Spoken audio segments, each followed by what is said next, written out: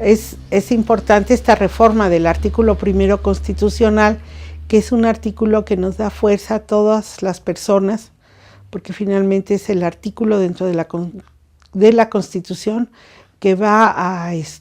garantizar todos los derechos que México ha firmado en los tratados internacionales, como la Declaración Universal de los Derechos Humanos, la CEDAW, que es la Convención para eliminar las formas de violencia contra las mujeres, que prohíbe específicamente discriminar a las mujeres por nuestra condición o situación de género. Cualquier forma está prohibida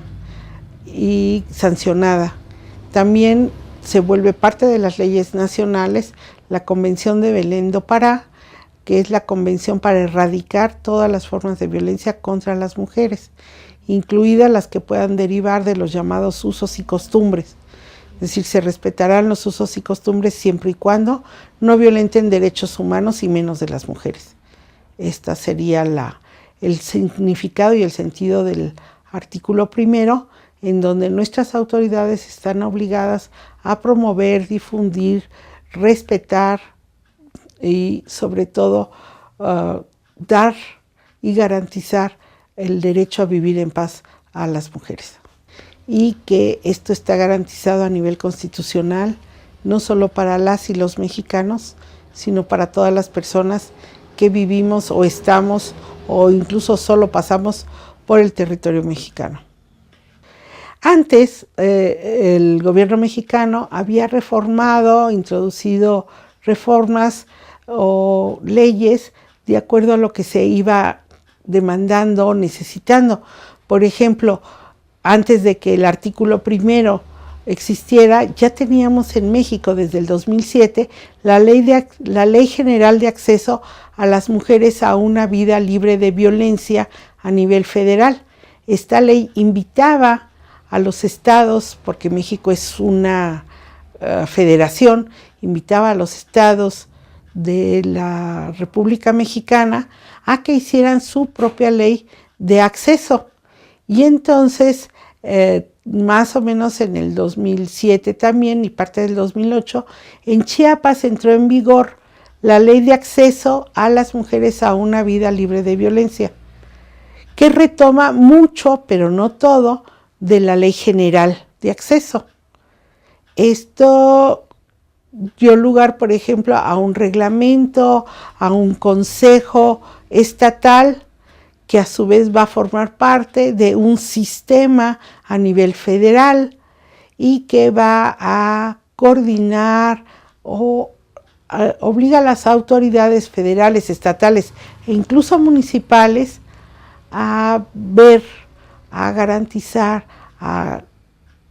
generar políticas públicas de atención a las mujeres para garantizar sus derechos y que los podamos las mujeres ejercer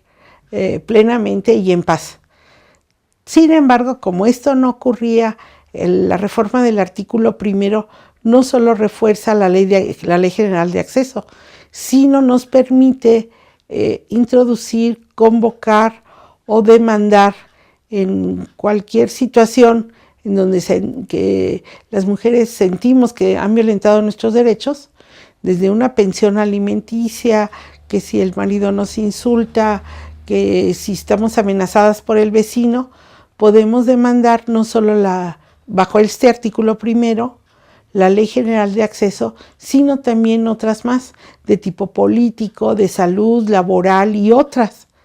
De ahí la importancia de cómo el artículo primero va a reforzar todos los cambios que había habido previos a esto en el Código Civil, en el Código Penal u otras leyes a favor de los derechos de las mujeres. Chiapas, igual que otros estados, continúa la línea que se le marca desde la federación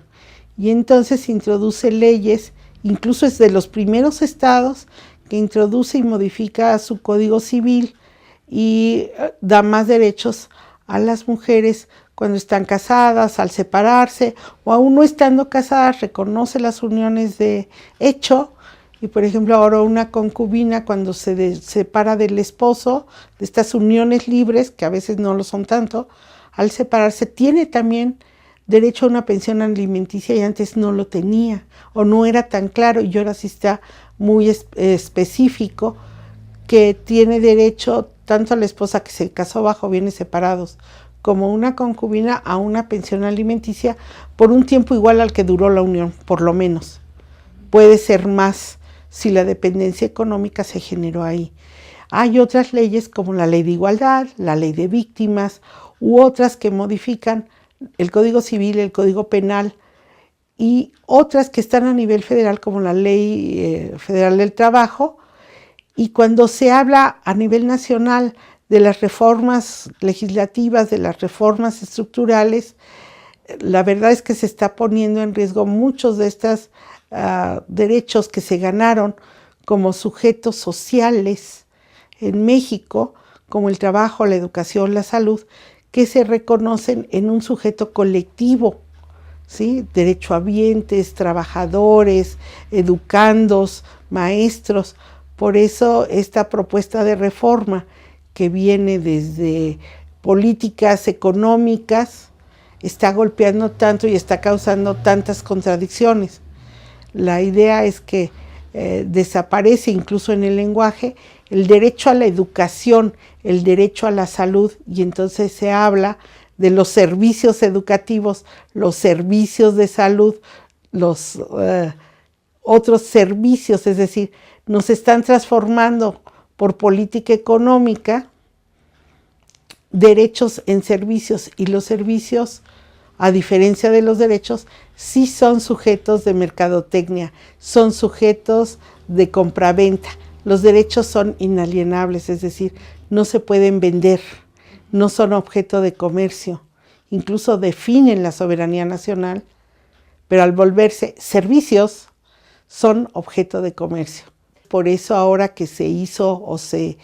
empezó a reformar con esta nueva administración federal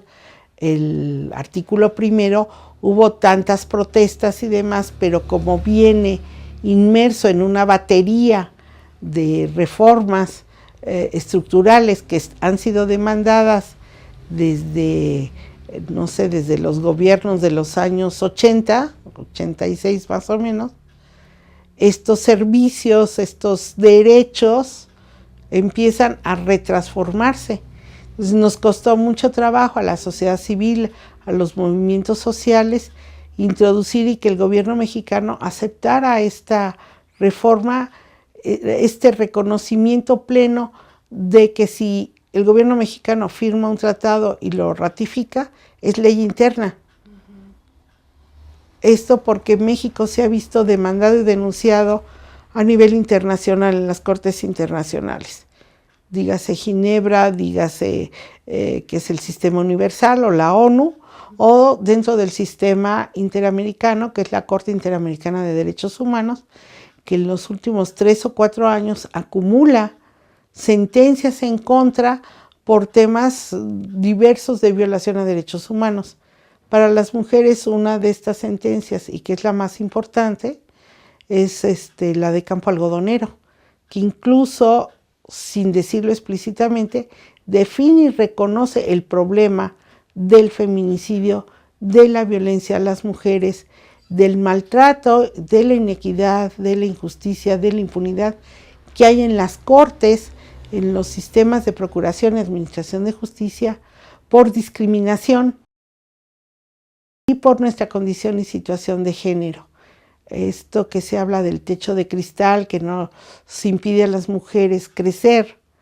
¿sí? Se ve muy claramente cuando la ley dice que las mujeres tenemos derechos, que somos iguales ante la ley, igual que los hombres, pero cuando tú llegas a demandar pensión alimenticia, es obvio que esto no ocurre, no está pasando. De ahí vuelvo a insistir que el artículo primero fuera un gran logro de la movilización social y para las mujeres, y que ahora está siendo cuestionado e incluso cambiado. Aunque sea en una pequeña fracción, el hecho de que se cambie pone en riesgo todo lo ganado.